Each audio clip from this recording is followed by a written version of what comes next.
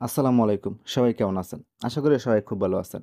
আমরা অনেকেই একটা সমস্যা ফেস করে থাকি। সমস্যাটি হচ্ছে যখনই আমরা আমাদের কোনো আননোন নাম্বারটাকে আমরা আমাদের ফোনে সেভ করতে যাই, তখনই দেখা যায় যে আমরা সেসব নাম্বারগুলোকে সেভ করতে পারি না। তো আজকের ভিডিওতে আমি আপনাদেরকে দেখাবো যাদের এই সমস্যাটা হচ্ছে তারা কিভাবে নাম্বারটা সেভ করবেন।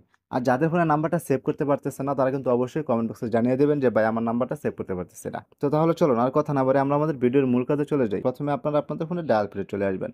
ফোনের ডায়াল প্যাডে আসার পর আপনারা যেই নাম্বারটাকে সেভ করতে চাইতেছেন, সেই নাম্বারটার উপরে আপনার নরমালি যেভাবে নাম্বারটা সেভ করবেন, ওই অপশনে চলে যাবেন। চলে আসার পর এখানে হয়তো দেখা যায় যে আপনার ফোনে যদি ২ টা সিম থাকে, প্রত্যেকটা সিমেরই কিন্তু একটা লিমিট থাকে। যে আপনার সিমে আপনারা ২০০ নাম্বার বা ২৫০ নাম্বার সেভ করতে পারবেন। যখনই দেখবেন যে আপনার সিমের লিমিটটা ক্রস হয়ে যাচ্ছে, তখন থেকে কিন্তু আর আপনি নাম্বারগুলোকে সেভ করতে পারবেন না। তখন হয়তো আপনাদের ফোনে যদি ২ টা সিম থাকে, তো আপনারা অন্য একটা সিম সিলেক্ট করে নিবেন। অনেক সময় দেখা যায় যে আপনাদের ২ টা সিমই ২০০ কিংবা ২৫০ এর উপরে নাম্বারটা সেভ হয়ে থাকে, যার কারণে কিন্তু নাম্বারগুলা সেভ করতে পারেন না।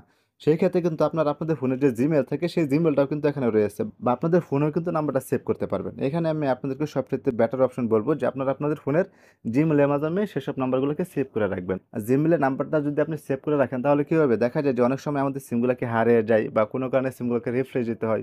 তখন কিন্তু আমাদের সিমের সবগুলা সেভ নম্বর কিন্তু চলে যায়। যদি আপনি আপনার প্রয়োজনীয় নাম্বারগুলোকে যদি আপনারা আপনাদের Gmail এ সেভ করে রাখেন, তাহলে কিন্তু আপনি খুব সহজেই Gmail থেকে সেসব নাম্বারগুলাকে আপনারা খুঁজে বের করে নিতে পারবেন। তো এখান থেকে আমি আমার এই একটা Gmail সিলেক্ট করে নিলাম। Gmailটা সিলেক্ট করে নেওয়ার পর এখানে আমি জাস্ট আমি আপনাদেরকে দেখানোর জন্য একটা কিছু দিয়ে সেভ করে নিতেছি। এখন দেখেন আমি সেভ অপশনে ক্লিক করে দিলাম। সেভ অপশনে ক্লিক করে দেওয়ার পর দেখেন এখানে কিন্তু আমার নাম্বারটা কিন্তু সেভ হয়ে গেছে। যখন আমার সিমে কোনো সমস্যা হবে তখন কিন্তু আমি আমার এই Gmail থেকে কিন্তু এই নাম্বারটা খুঁজে নিতে পারবো। বা আমার কাছে যদি এই সিমটা নাও থাকে তারপরেও কিন্তু Gmail থেকে এসব প্রয়োজনীয় নাম্বারগুলোকে খুঁজে বের করে নিতে পারবো।